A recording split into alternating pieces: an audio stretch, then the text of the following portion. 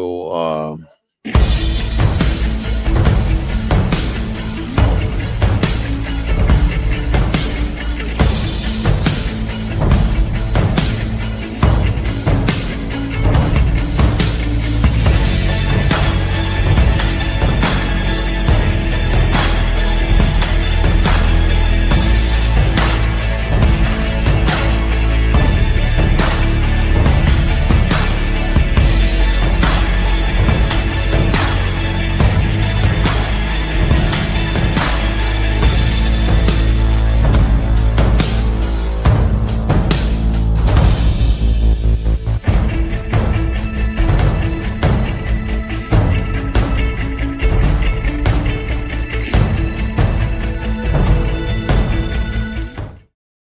Folks in there.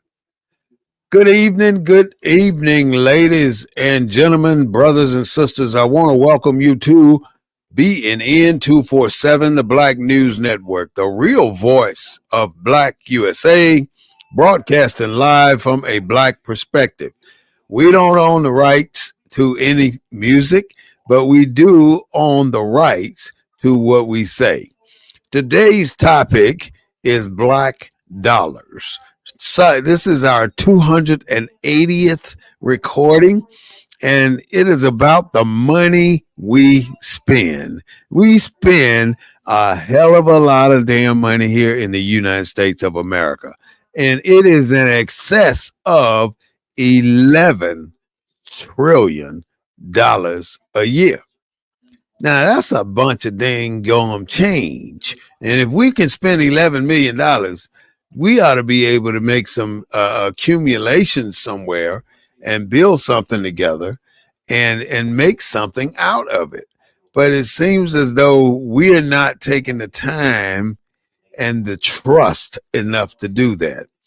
But today I have my co-host here with me, and that is Mr. Claude Foster. He is an advocate, an avid a politician, and he knows what's happening in the political world today, and he knows about our black dollars. So I would like to introduce to some and present to others Mr. Claude Foster, the founder of CGA Consulting Group. How you doing, Mr. Foster? Good afternoon, my brother. Glad to be with you on this Sunday. Thank you so much. Beautiful Sunday afternoon. So what's on your mind? Talk to me.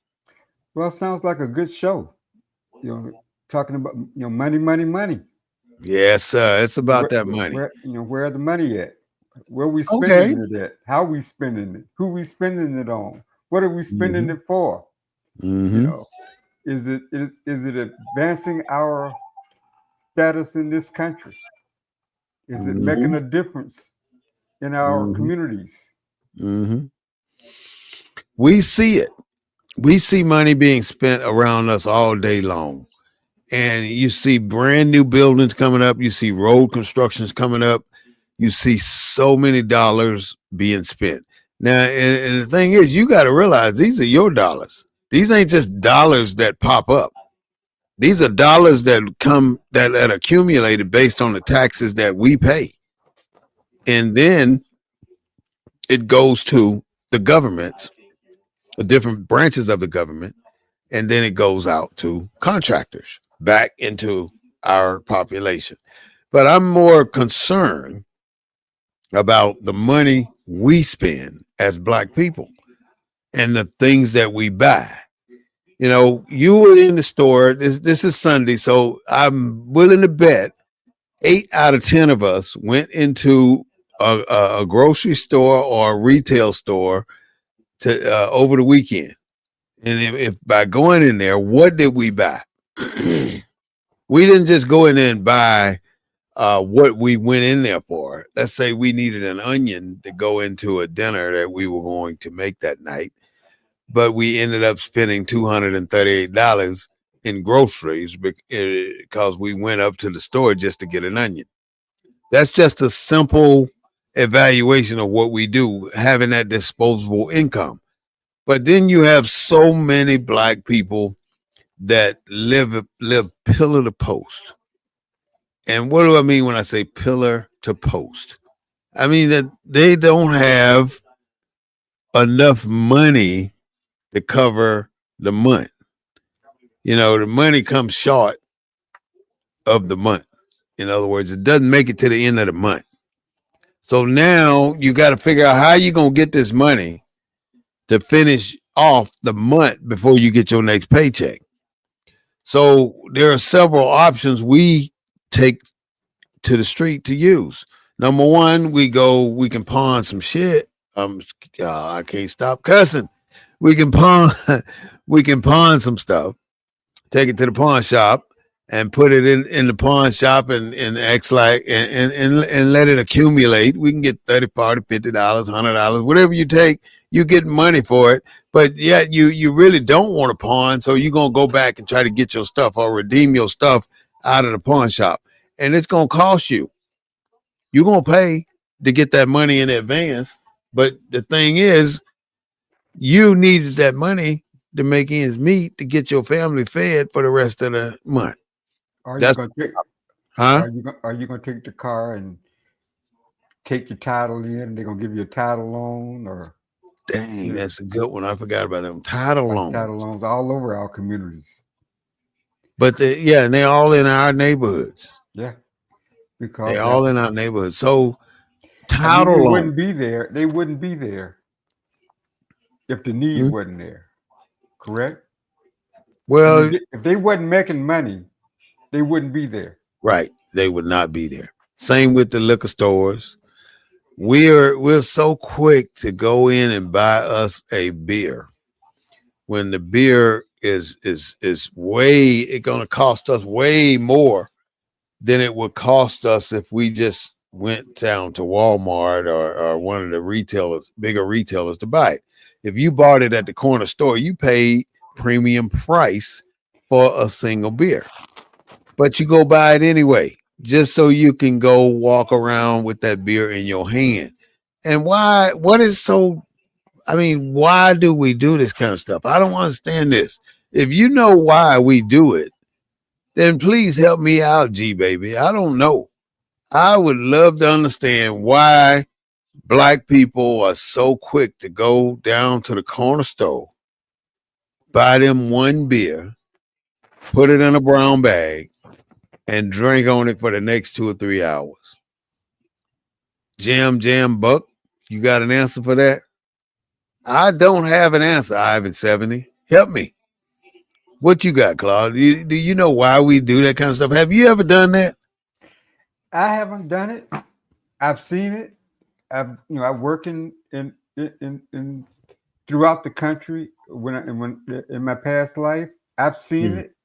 mm, I see it when I go home. mm, Uh, it's a destructive culture, but it's our communities are targeted. These service stations are they have uh, they have their organizations that represent their entities, mm, and they promote these entities through our elected officials. And so it's a multifaceted kind of problem. mm, Uh, when you talk about when you talk about the black community, you're really talking about different black communities. It's kind of like I tell people when historically black colleges and universities were created after the Civil War. mm, They were created for the mulatto blacks of slave owners, and eventually opened up for all blacks. And so we've always had this divided culture in America in terms of mm, who we are as a people. mm, It's always been the haves and the have-nots. Even though in retrospect, when you're looking at the haves and the have-nots in terms of America mm, and in terms of our habits and why we spend the way we spend and why we go out and buy a Cadillac when a Chevy will do, why we go out and buy $100 sneakers when a $50 pair of sneakers will do. It gets all convoluted in that discussion mm, in terms of why we do that. Do we do that because we're trying to be American? Do we do that to separate ourselves from people that don't have what we have? I mean, it's a complicated issue. But you're right, and but the service station with the beer right out front, you see that in all communities now, not Mm-hmm. just in black communities. I Mm-hmm. mean, you can stop at a service station on the highway and they have the beer right out front. Mm-hmm. Somebody's buying it, and so you know what causes that? What? Why do What we do causes? that? Mm-hmm. I don't know. I mean, I'm not a brain surgeon. I don't have the answer to that one. Mm-hmm. And I do know we was talking earlier about politics, and for the first time in our history, Thank you, Roger.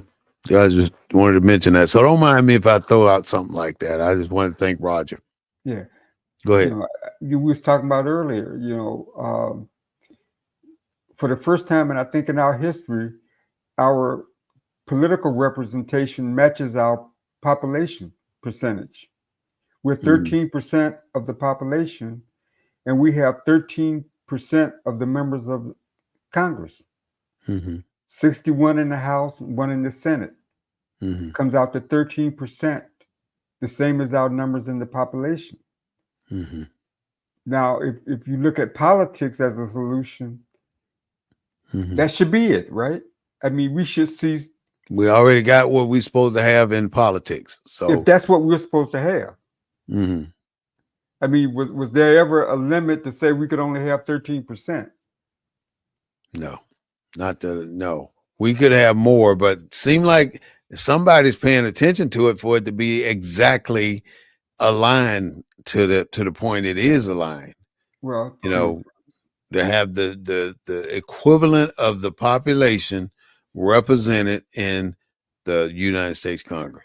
but I guess a good answer to your question, though, I think young people and some of our listeners can chime in. I don't know the ages of our listeners, but Mm-hmm. millennials, Gen Z tend to are starting to use their spending power to support their values.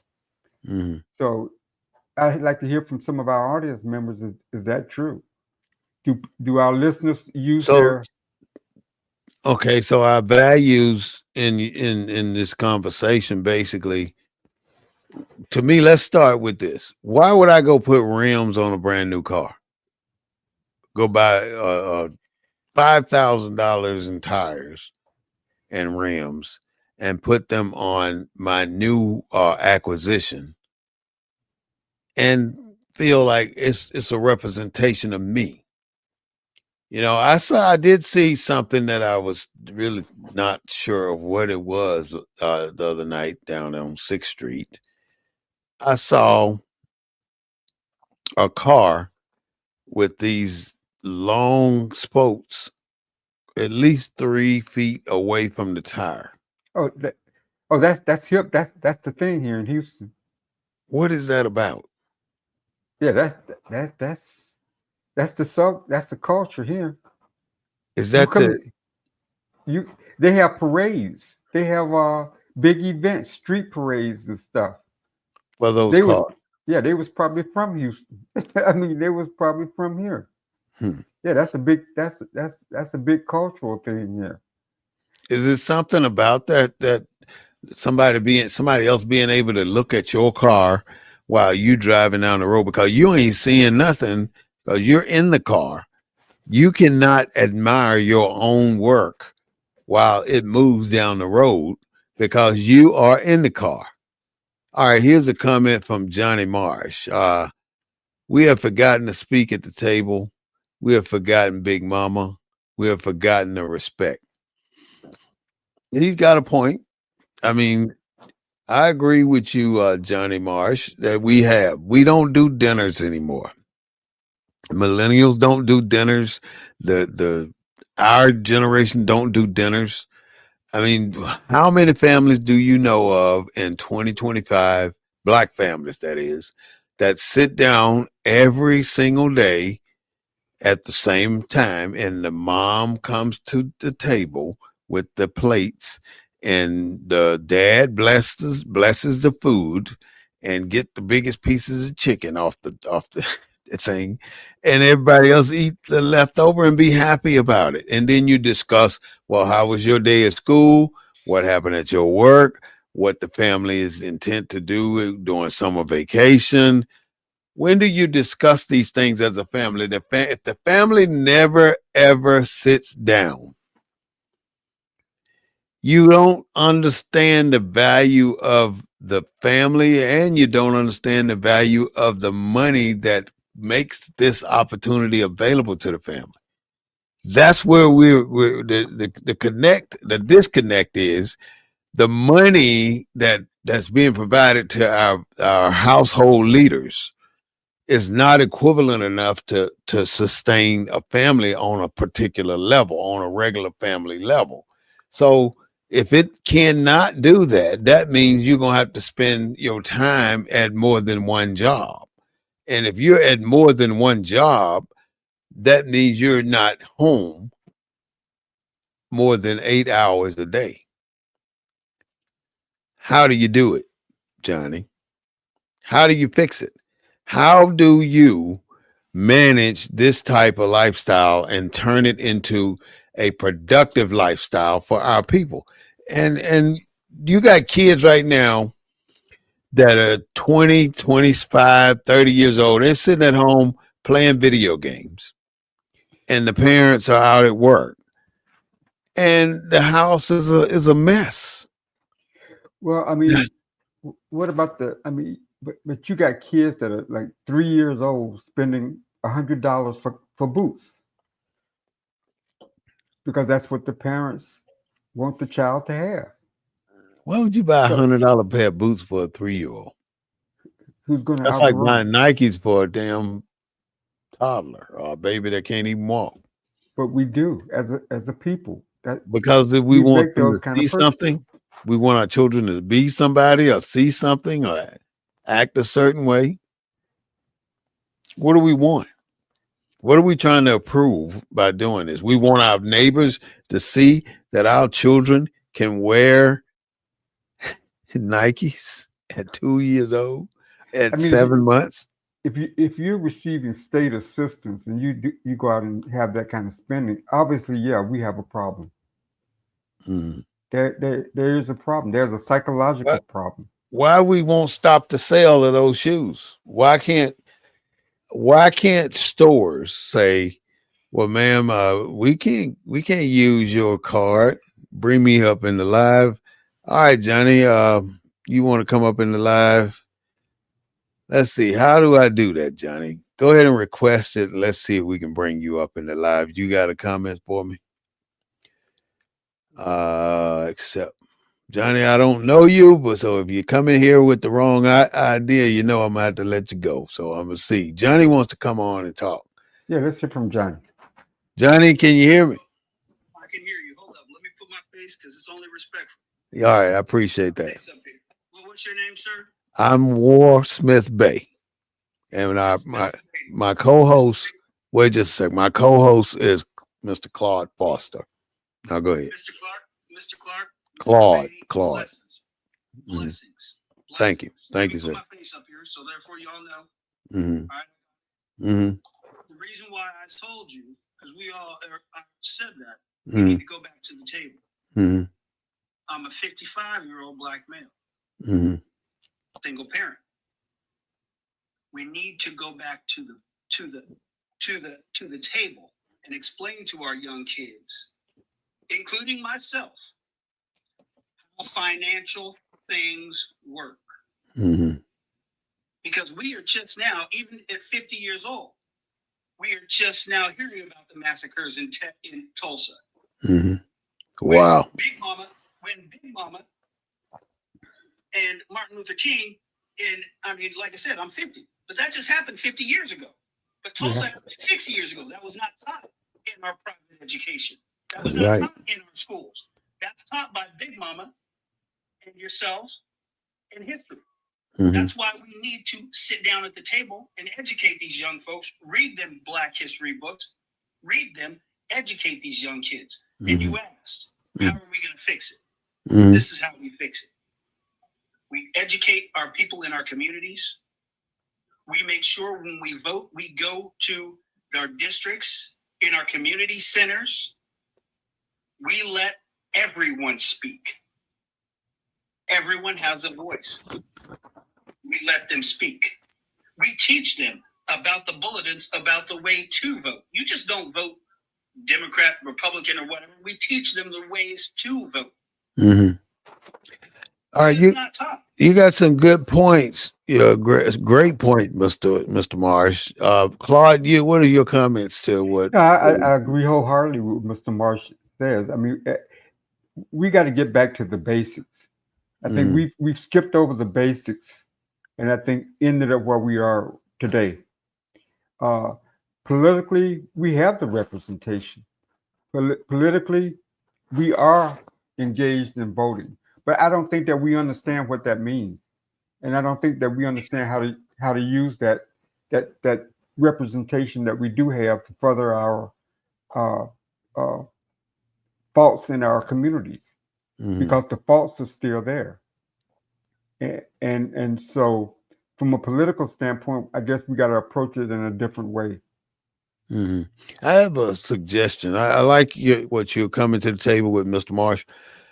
We always come in and we'll say, well, we need to do A, B, C, but we never ever give our audience a step one. The first thing our audience need to do in order to get back to the table is this. So I would say the first thing our audience need to do to get back to the table is, like Mr. Marsh was saying, reevaluate every single penny you have coming into your household. Yes. Figure out where your money is going. Because now that you can see, dang, I didn't know I spent $1,200 on restaurants last month. You know, there are families right now that eat out so much, it's ridiculous. And then first thing you do, you don't want to cook no way. The first thing you want to do is ask the kids what you want to eat, and you already know what they're gonna say. Why are you asking him because you asking them because this is what you want to do anyway. Go get them something from the fast food place so you don't have to cook when you get home. Now, if you prepared everything Sunday afternoon, and then tell one of your oldest kids, if you have them old enough, or you set it up when you get home at 5:30, behinds in the seat, whether we're eating or not, we fixing to have a conversation. And at least once a week, if you're not doing it every day. But you got to get people back to the table, like you're saying, and you got to start these conversations back up, because, like you said, Tulsa, everybody should know about Tulsa. There should not be a toddler that don't know about Tulsa, Oklahoma. Thank you. But we got millions of us that don't know and don't want to know. And then when you tell them about it, they swear up and down, oh, that did not happen. They want to fight with us and act like it didn't happen. You just old, stuck in your old ways, and old racist from Mississippi. You know, you hear that kind of stuff. Where you from? Where you from, Mr. Boy? I'm from Spokane, Washington, but I was born in Spokane, but my parents are from Texas, Tyler, Texas, and Tennessee. Oh, the rose capital of the world. So there was many switches. There were many switches that I got. I took many switches. Mm-hmm. Now, I want to point on this before I drop down. I also want to point on this. Mm-hmm. Another thing that makes us young kids at a disadvantage. They never, in school and in college, never taught us about a credit score. Never. That's a fact. I couldn't hear. He said they never taught about a credit score. Oh, they don't know. People don't know the importance of a credit score right now. Right. And I went to a private school. Mm-hmm. I went to an all Jesuit school. They never taught us about a credit score. Mm-hmm. So credit scores are very important, but if you don't know how to manage credit, it's what they call it, debt to income ratio. Yeah, debt to income ratio. Right now, we don't know our debt to income ratio. And because you don't know it, they capitalize on Yes. limiting us our buying power.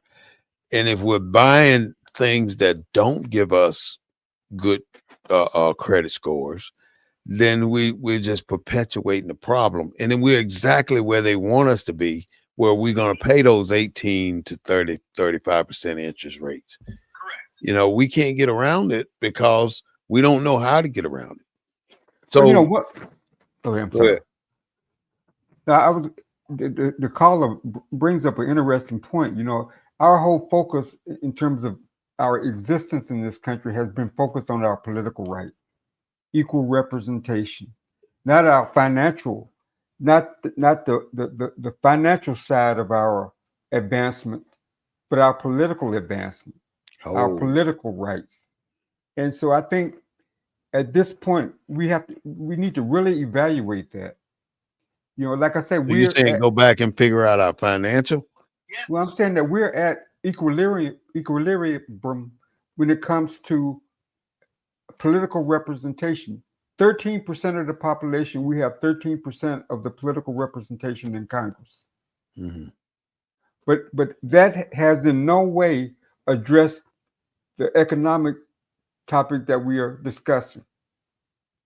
So mhm, there has to be a shift, or we have to better understand the politics of where we are mhm, and infuse that into our politics. The discussion, what the brother just said about the financial education, mhm. into our I- political education, into I'll say I'm sorry. I'll add this to what both of you have just said. If we don't have that avenue in our public domain, in politics, we don't have it in politics. We don't have it in the Department of Education. We don't have it in the Department of Labor. We don't have it anywhere in our society where we can learn to be self sufficient and self sustained. And the only way we're going to learn it is through our own resources. Our own resources. Now we can't depend on their no resources from the public. They can give us the SNAP cards for food. They can give us Section 8, help us get housing. They can give us all these other value benefits. This WIC program, the lunch, the SNAP, all that stuff. They can give us everything. But when it comes down to knowing what you were talking about, Mr. Marsh, what you were talking about, Mr. Foster, we don't have the foundation. We have it, but we're not utilizing it. We got so much wisdom out here in this community, in every black culture. I mean, every black city, every black family, there's somebody with all this knowledge about what has been going down in our society that caused us to be in a particular location or particular position. But nobody wants you to be that person to deliver it. You may have all the knowledge. You know about Tulsa. You know about Emmett Till. You know about Malcolm X, Martin Luther King. You know all of this history, and your family don't want you to deliver this information to the rest of your family because they are afraid of what somebody else may view your family as. So let me tell you why I'm saying all this. Because I was talked to, somebody asked me about a wedding, being at a wedding recently. And one of the first things out of this individual's mouth was, we know how you feel about white people now because the marriage was between a black and a white. Uh, so, don't come down here showing who you are, showing your attitude. And so in the back of my mind, I'm saying, I'm gonna just be honest with you, bitch. You don't know me. I've been around more white people than you ever seen.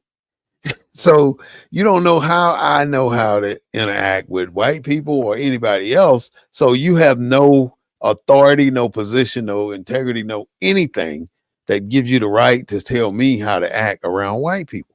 So you gotta be respectful enough to know that that individual that drank a beer every day, that talk a lot of profanity, may be able to help you and your family become a more sufficient family than what you are right now because of the wealth of knowledge that's possessed there. You know, you can't judge the people based on the way they live. But there's a systemic problem too. There's a structural problem to what we're discussing. I mean, Mhm. look where all the banks are. Look at the bank locations. They're not in our communities. I mean, you can't change some of these things just like that, Claude. Now I know you can't change, but when we're talking about the problem of financial literacy, or when we're talking about why a certain thing, we have institutions, we have an urban league, we have an NAACP. Despite 43 million African Americans, their membership is probably about 500,000. They're in every community. We have the infrastructure. We just don't have. The There's not connection. the connection to that infrastructure in our communities. That's a We great we point. we have those institutions, but trying Mm. to connect them with where the need is in our communities. And our communities do suffer from lack of financial institutions, So lack of banks. You know, I mean, you talk to the typical young African American, you say, well, do you have a savings account? Do you have a bank account? You know, have your parents taken you to a bank to open up you an account when you reached a certain age? Banks have special programs for young people, but these programs are not disseminated throughout our community. mhm. And so we have a structural issue. We have a political issue because that's who we depend on to fix the structural issue is our Mhm. politics. That's why we vote. That's why we go to the polls to Mhm. break down those racial structural barriers that created the problems that we're discussing now.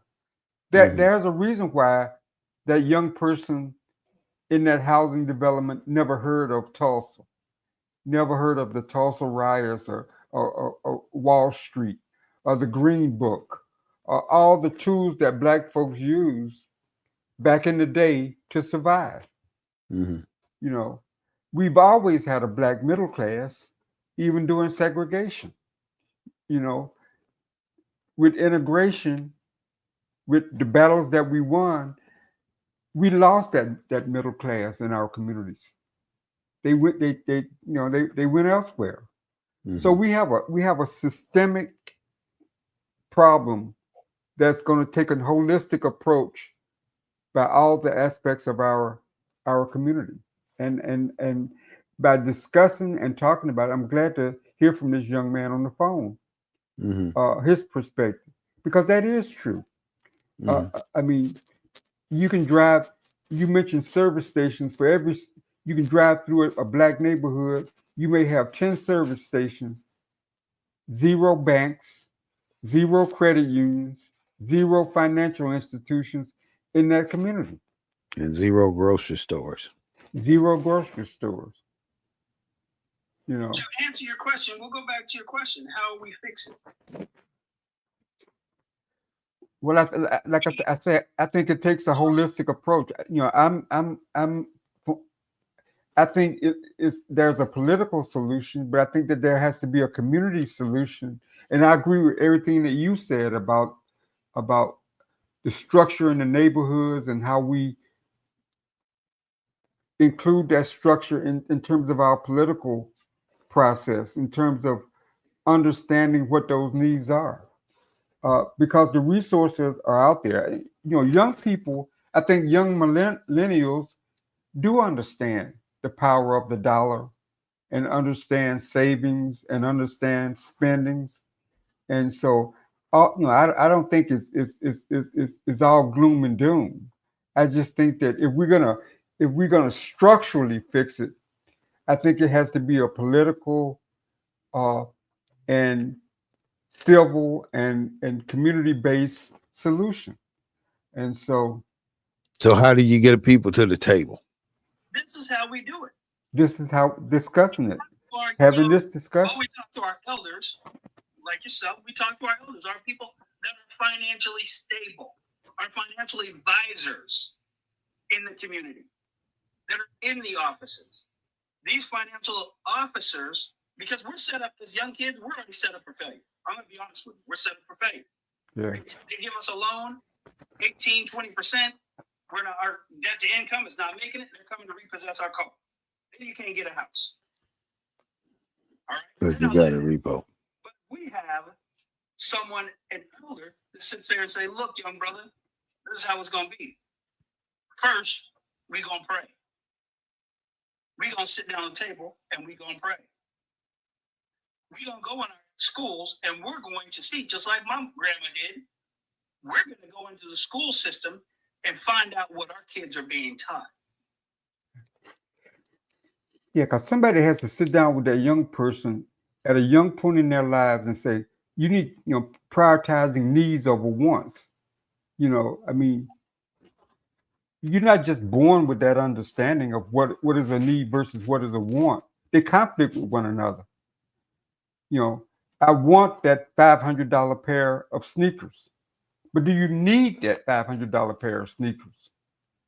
I want that Xbox, but do you need that Xbox? Because has anyone ever talked to that young person about the future, about home ownership, about what it takes to own a home, the amount of money that you need to save to purchase for a down payment? So we have young people who understand the want, but has never been explained the need. Look at the first thing, we watch sports. Look at the first thing on a Saturday, the absolutely first thing on College Game Day, and what all these individuals on College Game Day are praising. They're praising these Alabama black kids. Yeah. They're praising them. They're wondering how come Alabama's 0-2? How come Georgia Tech is 0-4? How come Grambling just won and no one heard about it? Grambling just won against a D1 school, first time in 40 years yesterday. All right. Now, let's bring that to perspective. These people are using us for our athletic ability. They're not giving anything back. They're saying, hey, come into our house. I'm going to meet you. We're going to have we're going to have your son play for our school. All right. Kid plays for the school. He goes to the NFL. 99% they do go to the NFL. Just like this gentleman said, they do not know how to buy their mom a house. They have all these chains on their neck, no financial stability, no education because they weren't there for 4 years. They were only two. They were only there for 2, just to go in the NFL. How many black young kids get that chance to go in the NFL? 1%. If that much. Just like what you're saying, if we bring that back to the table, like we used to do, go in the neighborhoods, Big Mama knew everybody on the block. She knew, Big Mama knew everybody on the block. If James down the street, she didn't care if it was white or black. If James down the street didn't go to school, Big Mama knew. Big Mama knew. All right, I got a question for the both of you, right? All right, we know we can kind of visualize what we can do to make this change. Where do we find the groups and the multitudes of people to go put this information out to, and at what level? Who do we target? I mean, where do we look for the grandma, the big mama? Where are the big mamas meeting? Let's go find the big mamas meeting, or let's go find the kids meeting, or where do we go? Where do we find a group, at least of people that we can go in and try and present this change of trajectory to our kids, or to to our adults or to anybody? Where do we start? Who do we go and talk to? I'll tell you. Well, this show is a start. Putting this out and people pick up the message through what we're saying, what our guests are saying. I Mhm. mean, uh, that's one start. Uh, when we engage our political officials, that's another Mhm. start. Many of our number one resource in our communities is still the Black church. That's the Mhm. bedrock of our communities. And many of the churches have programs that we're talking about. Mhm. Have programs on financial literacy, and some churches even have banks, financial institutions within their church walls, teaching the young people they can go there and open up accounts. So it's out there, but having this discussion, I think, broadens that discussion, or broadens that awareness, uh, and so that's what we have to continue to do. Mhm. This So is what hurts the economy. And as we know, with that brother, what they did with Target, right after George Floyd thing, we yeah. took our money out. They lost $3 billion. What we do this is how you started. Only We 30 join days. together. We Mhm. join together. We take our money out. Black money is gold. You take it out of the Take our money banks, out. out of the We credit take our unions. money out. We go. There's black banks in New York. There's black banks in Seattle. There's black banks in DC. We go black owned, black business. Well, yeah, that is an option. There are black-owned banks in Houston. There are black-owned banks in Mississippi. I Yes. think there. I mean, so where there are black folks, there are black-owned financial So institutions. why we were talking about this last week, Mr. Morris, about all the black millionaires in this country. Why is it that we don't see more of them out there advocating for what we're talking about right now, the black They family? will not. They Huh? will not. Is it because They they have their own. contracted They against got it? their own. They got their own because they got it right in the cusp during that administration, during that Reagan administration and the Bush administration. They got theirs. They got 1% now. They don't want to go back. Mm-hmm. The real ones, like yourself and this other gentleman, and like my grandma and my who passed away, but my parents, they are real. Mm-hmm. The only thing that makes you happy is that when a black man succeeds. Absolutely. That's what makes you happy. When you see a black man like myself come up to you and get on live in front of God and everybody and tells the truth. Mm-hmm. That's what makes you happy. And have nothing talk the plain fact, and it ain't racist. It ain't anything to hurt nobody. That's It's what makes you happy. all to make people better people. I Black saw people. your face when I typed in the background. When I typed down there and I put it in all caps. When are we going back to the table? Mm-hmm. Everything started. You can agree. The gentleman on the other side can agree. It all started at the dinner table. Mm-hmm. So could we create something like an online dinner table on Yes, Sunday afternoon or something? And we can call Yes, it we the can. dinner table. And that way we go to the dinner table on a Sunday, say 5:30 or something, and then on the dinner table we discuss 3 things that our people need to change or that they can adopt to, or resources that they can go to give them the source of information that can take them out of this situation that they are in. I think I think when we You hold everyone accountable. So if everyone comes on the live and you ask them, you have a pen and piece of paper because I see it in the background. Everyone that comes on your live on on a dinner table, you write it down. So Johnny March, where are you from? I'm from Seattle. All right. I need for you next week to give me, because you're the leader, obviously, and you're my elder, your aunt, your papa. You're my elder, so I'm going to respect you. Johnny, this is your assignment. You find out the leader in Seattle, Washington. Mm-hmm. Next time, invite him to the dinner table. Mm-hmm. Just, Johnny, I need for you just to sit up here and give me lip service. Mm-hmm. Let's have some assignments coming. I for you next week, if we're going to do this, I need for you in Seattle, find a leader, invite them to the dinner table, and so on and so forth.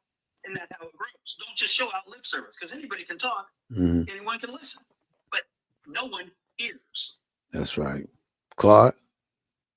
Yeah, I agree wholeheartedly. When we sit down at that table, you know, leave the headsets, the earphones, the iPads, and all that kind of stuff. Those distractions, we don't bring them. You know, we don't bring those to the table. But I do agree with you. I think we got to get back to the basics, what worked, and the dinner table was that beginning. You know, that's where information flowed from, the dinner table. Okay. It did. It did. That kept And see, like, us and where like we are. yourself, you could be asking me. You're not asking anything personal, but so Johnny, what are you doing with yourself next week? You said you got kids. What are you doing? What are you doing to improve yourself with your children? That's what we need. And some young folks like me need to hear that from people like you. And you got to recall. I mean, you remember if we're talking about the past, how your uncle or somebody will give you a $5 bill or a $2 bill. I mean, you were introduced to finances within that family structure in terms of money, in terms of what you could do with $5 or what you could do with the $2. Or he say, save it for your future. Or don't spend it all in one place. Or don't spend it all at one place. All the values that we seem to be missing today. And I think that's we got to get back to that. Okay. Amen. That's what we need to do. Amen. And then when the weather starts getting better, you bring this audience outside to the garage because you're cooking. Because that's how it starts in the community. Just like your family, we all black families did it. We all started in the garage and we cooked for the whole neighborhood. That barbecue from down the street was smelling good. All right. Do you live in a black neighborhood? I do. I thought that in my travels, I find black neighborhoods very few left. Yeah, especially here in Seattle, there are very few. I wouldn't think there were very many at all in Seattle, you know. There's very few blacks in Seattle. You know, very few blacks out west. Out west. Yeah. That's a subject. That's another whole subject. Yeah. That's another whole subject. See, our price is at $5. Yours is probably at $3. See? 277. See? I just looked at it today. It's 277, and I'm thinking that was high. It's $5.49. Dang. Woo. See, there you go. It's just like I said. I mean, I don't want to stand here very long because you guys already have your podcast, and I just jumped in. All I'm saying, it all starts. Please, please, please, please, please. I beg. So, Johnny, can you provide your email, or would I just find you under your Johnny Marsh? Yeah, here. I'm gonna hook you up with Mama Rose. I'm gonna share this with Mama Rose. Mama Rose is gonna come in here too. Okay. I think so because I love this woman. Okay. Please have these young kids. You're gonna see her, Mama Rose Williams. I think. That woman is a woman of God. I'm gonna share all of what I got from you. But please have these young kids come back to the table because we already know these 50 years old, 50-year-old, 40-year-old are already grandparents. And that would never happen back in the day. Yeah. 30-year-old grandparents. That would have never happened. Yeah. You got 5 or 6 people, and just like you said, mentioning Snap, you got 5 or 6 people on Snap. They don't need to be like that. It doesn't need to be like that. That's right. You got Big Mama, and you got her son living in there. He needs to contribute too. Okay, well, Johnny, we do this every Sunday at 3:30 p.m. and we try and pick a topic that's pertaining to our people. Where you at? Rose Williams, come on in and join us live. Rose Williams, please. All right, I see you right there, Rose. Rose, come up, please. How do I get you in there, Miss Rose? I see you. Rose, that long, pretty hair. This woman right here That is, ooh, ooh. All right, here she comes, Claude. We fixing to talk with Miss Rose. All right. Hey, how's it Hey, going? how's it going? It's going just fine. Yeah, Mr. Johnny says he brings you highly recommended to this conversation we're having today. Johnny on the run, but me and Johnny gonna talk later. All right, well, you got me, Mr. Warren, or Brother War Smith Bay, and you have Mr. Claude Foster here, hosting the Black News Network, BNN 247, and we love to have you voice what's on your mind and tell us how we can get to the next level, because we're concerned with the money we spend. We're concerned with coming back to the dinner table. We're concerned with the youth and the other millennials not being able to transgress through life like we have, and we struggle. They're not going to progress like we have until they get some leaders and some supporters. Mm-hmm. They need somebody that's going to be there to help them learn how to get to the next level. Mm-hmm. A lot of kids are raising kids.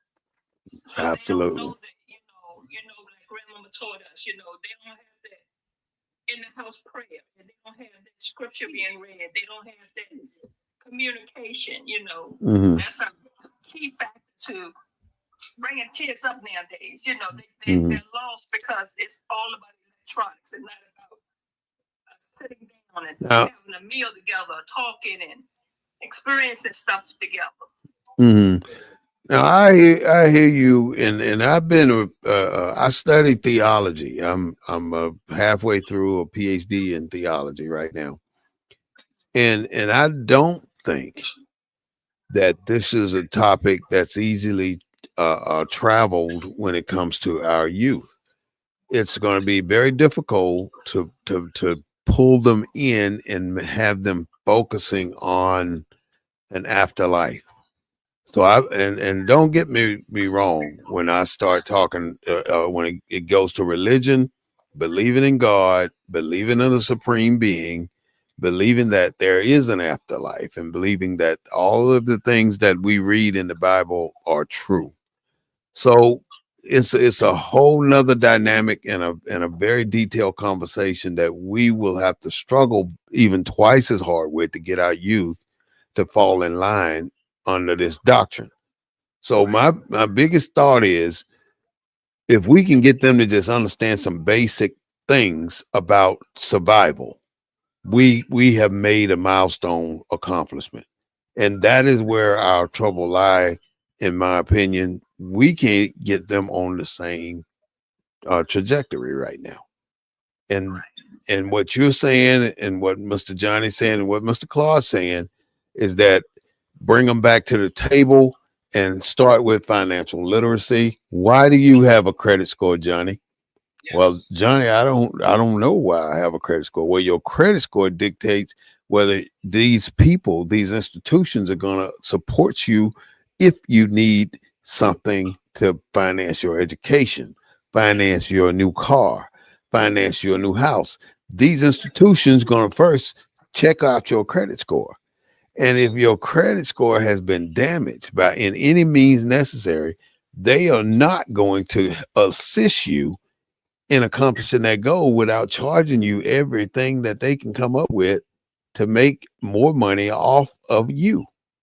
So that's you don't need to go down the street and live with this girl. You don't need this girl to kick you out. Yeah. This girl, that's right. This sister don't need to live with this man in order to survive. That's right. You have good credit. Go get your own. Get your own place. Be your own supporter. That way you're not obligated to anybody and anything but making yourself a better person. And you can't do that if you're living through somebody else. Now, if you're a minor and you have a parent in the house, or both parents in the house, then you're living through them at that particular moment. But those days are not forever. They're numbered. You're gonna have to get out and eventually support them. Who's gonna take care of grandma when grandma can't take care of grandma? We had this generation coming up now.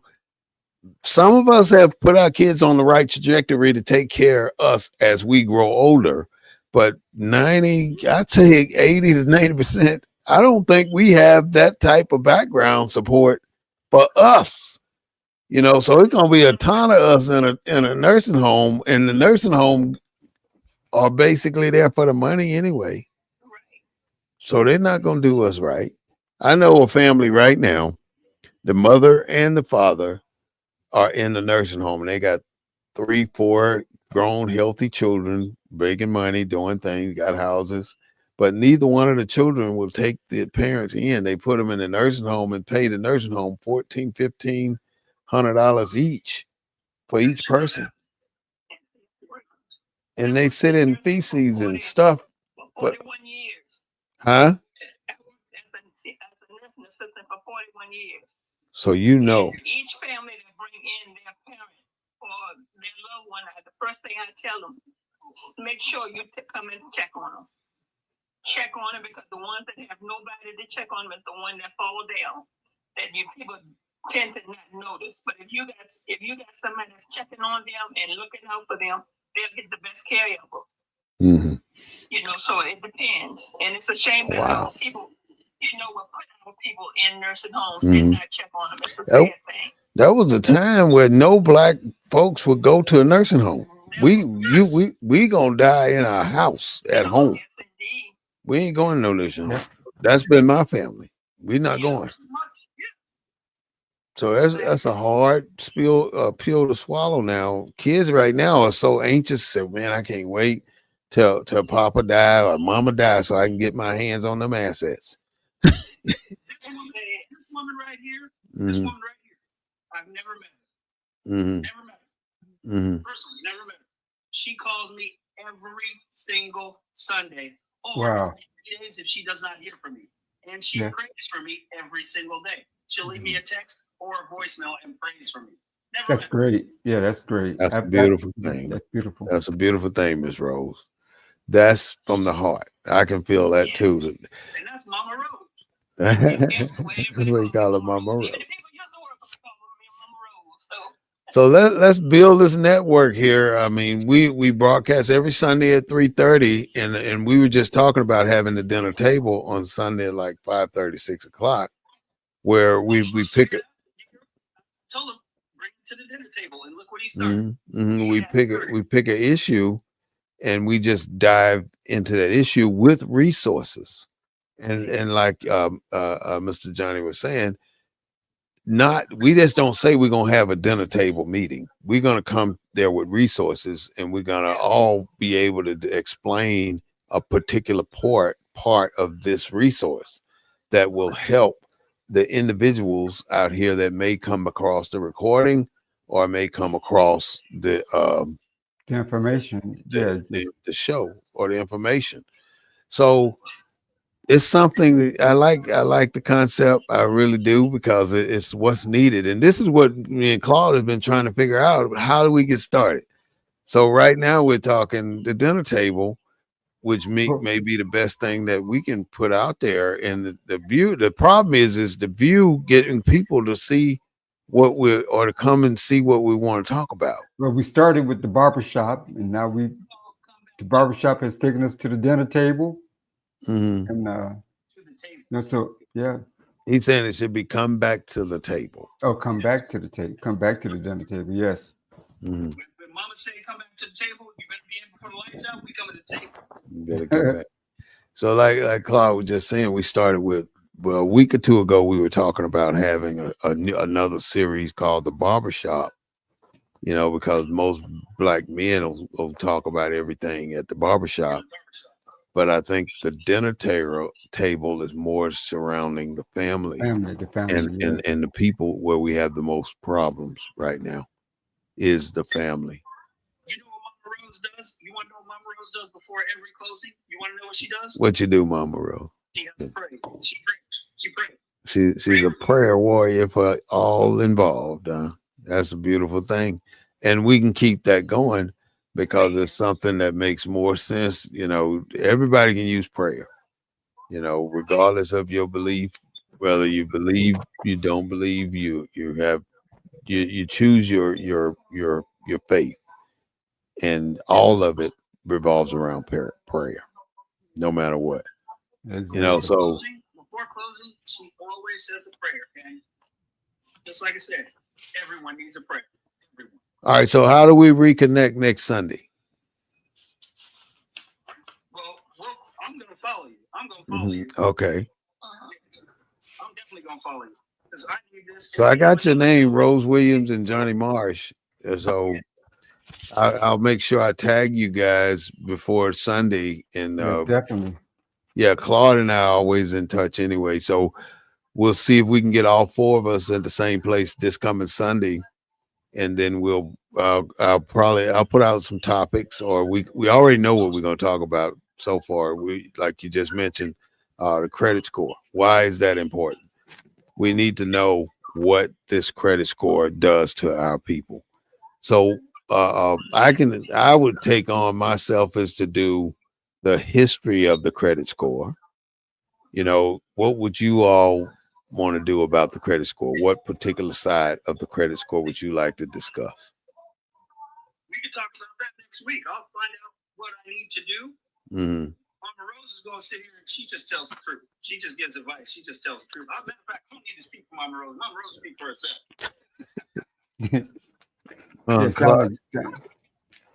She brings the switch. She do not.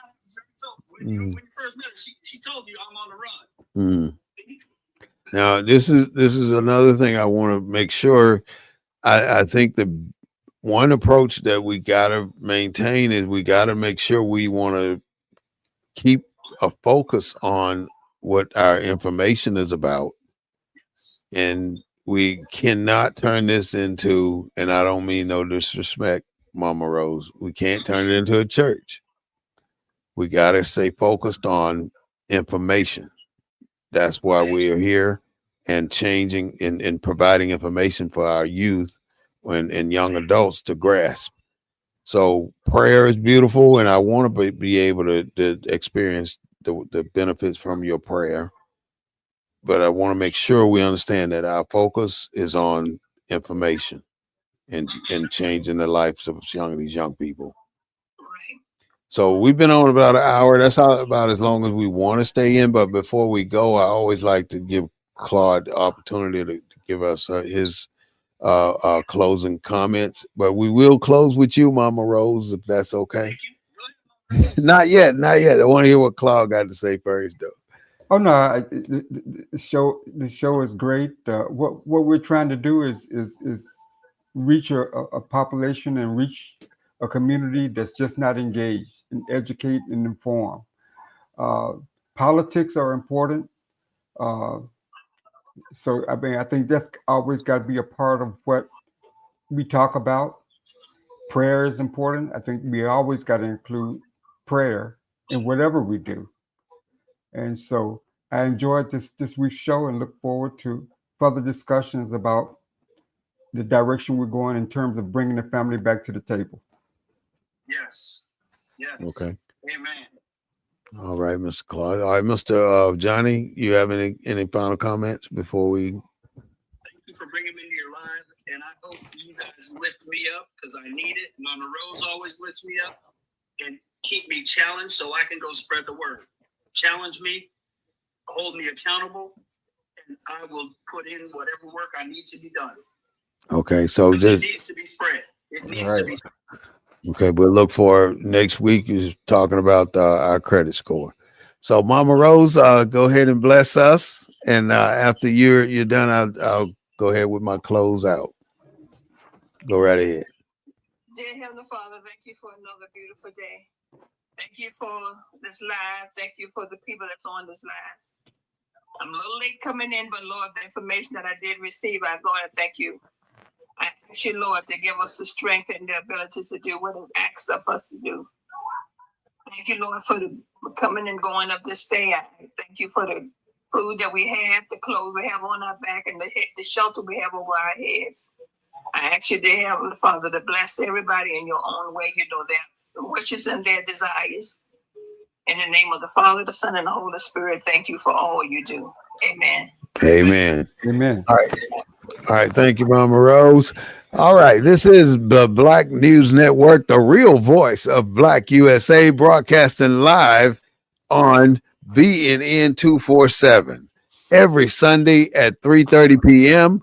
We just discussed a new series that we want to start, and we want to bring you back to the dinner table. And I think that's where we're going to get this information out to you. So pass it on to everybody you know and join us next Sunday. We're going to start at 3:30, but we're talking about holding the dinner table, bringing you back to the dinner table at 5:30 p.m. Central Time. I don't know what time is it in Seattle or on the East Coast, on the West Coast. 2:36, but that's all right. 2:36. It's still early. Mama Rose, you out? You on the West Coast? I'm in Virginia. It's 5:07 here. Oh, you on the East Coast. You way over there. So you would be way before us. Your time is quick. So if we're doing it at 5:30, it's going to be 7:30 your time, something like that. Okay. All right. So we'll see you guys next Sunday. Thank you so much for joining our show. And here is the outro again. BNN 247 on YouTube. Subscribe to our page. Facebook, The War Report, THEWAR Report. And on Instagram, BNN 247, and a couple other things out there like TikTok, BNN 247, and a few more. Join us on any one of those, and you will be able to find us. Thank you so much. I'm War Smith, your host, with your co-host, Mr. Claude Foster. Take care. See you next Sunday. God bless you.